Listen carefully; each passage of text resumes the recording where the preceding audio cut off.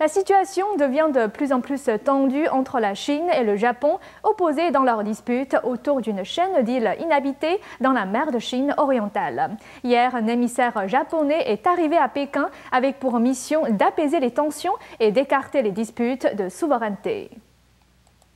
Une semaine après que l'armée chinoise ait reçu des ordres de se préparer pour la guerre, des représentants du Premier ministre japonais Shinzo Abe sont arrivés à Pékin. Natsuo Yamaguchi s'est déplacé en Chine pour transmettre un message. Il a porté une lettre du Premier ministre dans le but d'alléger les tensions entre les deux pays qui se disputent une série d'îles inhabitées dans la mer de Chine orientale. Natsuo Yamaguchi restera à Pékin pendant 4 jours. Pendant ce temps, il devra essayer d'organiser des rencontres avec les hauts responsables du régime chinois ainsi que le leader du parti, Xi Jinping.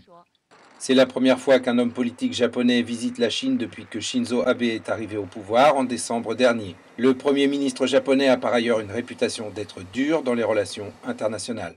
Parmi les appels à la guerre qui circulent parmi les responsables chinois, d'autres cherchent à neutraliser la situation.